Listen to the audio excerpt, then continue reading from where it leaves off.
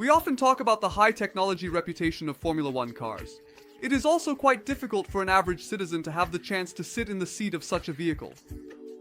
In this video, let's lower the level a bit. The cars we will watch should slow down, become clumsy, and get heavier. Just like the passenger cars lined up along the traffic that you can see when you go out on the street. In fact, it wouldn't be quite right to say like.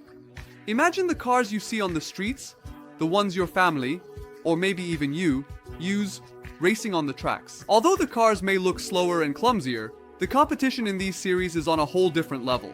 The racing series we will discuss is the BTCC, or the British Touring Car Championship. Although this series originally started in the 1950s, it adopted this name in 1987. In the early years of its emergence, the main rule of the series was that the racing cars had to be produced in Britain, but over time, brands from all over the world began to participate in this series. With the competing cars in the series being accessible to the public, this series garnered great interest from the British public at that time, and experienced its golden age in the 90s. Entering the FIA in 1990, the BTCC became a much fairer series, with the regulations introduced. The low cost also led to a high number of participants. The presence of nearly 7 to 8 different car brands, and just as many different car models within a grid of 30-35 people attracted public interest. During that time, a car brand could compete with multiple models. Additionally, modifying passenger vehicles solely to adapt to track conditions created a significant competitive environment for manufacturers. The vehicle that won the championship became one of the best cars in the eyes of the public at that time.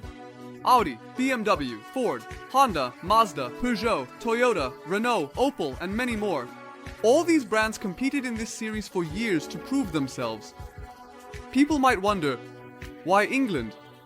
These champions actually had different trials in Europe and around the world. DTM is another example, at this point.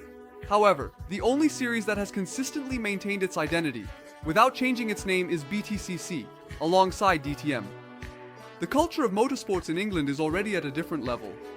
The facilities of the tracks on the island, and the fact that every series, big or small, has an audience are among the main reasons for this. It should not be forgotten that Formula One held its first race at Silverstone, and today more than half of the Formula One teams are based in England. This includes the German team Mercedes and the French team Alpine. We mentioned that similar series have struggled to survive. The lack of interest in the series, along with changing automotive technology and increasing emission values, has also prepared the end for global series. The BTCC consists of races held at various British circuits every year. The shoulder-to-shoulder competition is quite intense along with the crowded grid. If you watch a race, the likelihood of seeing cars making contact with each other is quite high. In addition to the Drivers' and Teams' Championship, there is also a Manufacturers' Championship. At this point, car manufacturers compete among themselves. To balance competition and adapt to the changing world, there have been several major regulatory changes in this series. In 2007, a rule was introduced to limit the power of the cars competing in the BTCC. This rule allowed different brands and models to compete under more equal conditions in the races. The last major change occurred in 2016. Hybrid cars were allowed to participate in the BTCC. With this change, a more environmentally friendly racing series was aimed for. Ford has a significant advantage in the series. The brand, which has participated in the races since the early years of the series, has won many championships. Winning 20 championships is not a small achievement. If we look at the most successful cars, it would be more accurate to do this at certain intervals. In the 90s, Vauxhall managed to stand out. Vauxhall is actually what we know as Opel, but it was sold under this name in the UK market. In the 2000s, we see Honda standing out. Additionally, various Honda vehicles won races 230 times. In the last few years, BMW has also started winning races. One of the deepest stories of this series took place in the 1992 season. Tim Harvey, Steve Soper, and John Cleland were in a fierce battle until the last race. The final race of the season will take place at Silverstone, and all three names still have a chance for the championship. Although all three continue to compete throughout the race, the championship's outcome is decided in the final laps. One of the most competitive moments in motorsport history. Everyone had different mind games, but the fierce clash between Cleland and Soper, followed by contact, allowed the championship to go to Tim Harvey. If you find the entire race somewhere on the internet, I definitely recommend watching it. Although the cars are passenger vehicles, many important drivers we know from F1 had previously raced in this series. One of the best examples at this point is Nigel Mansell. Mansell, who participated in the 1979 BTCC season, became the Formula One World Champion in 1992. David Coulthard raced in the BTCC during the 1991 season while having no successes in Formula One. Exactly 3 years later, Coulthard started racing in Formula One, achieving 13 race victories throughout his career. 1991. Le Mans champion. And also a Formula One driver, John Herbert raced in the BTCC in 2001. That same year, Jenson Button also raced in this series and he became the Formula One World Champion in 2009.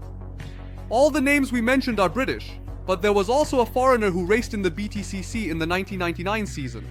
And a name we all know very well, Kimi Räikkönen. We already knew that the Iceman has raced in many different series before. The British Touring Car Championship is also one of the series in which he raced for a very short time. And finally, Lewis Hamilton. Racing in this series in 2004, Hamilton won his first world championship just 4 years later. There is not much data regarding this duo. The lack of clear records from that period and the constantly changing driver lineups kept them out of the spotlight. He could have left after racing just one weekend. In the past, it was much more common to encounter drivers who raced in different series and then came to Formula One. Such series were a training ground for drivers. Aspiring drivers would race in these series to improve themselves and learn new skills. In today's world, developing simulation systems have started to deprive series like BTCC of more career-oriented names. Simulators have become the new training ground for aspiring drivers. As passenger cars become increasingly ordinary for people, I believe the continued existence of BTC is an important value. Although their maximum speeds are not very high, these are vehicles that become extremely difficult to control when driven at their limits. The smallest mistake made in a crowded field can cost the driver their race, or even their life, although not very prominent. BTC is an extremely valuable series. The championship stories leading to the final race have been exciting in almost all racing series, regardless of two-wheel drive or four-wheel drive, or similar championships won by just a point, will continue to be remembered for years. 92, 95, 2000. These are just a few of the important seasons I have read about and tried to follow. Let's see what the future holds for such local series.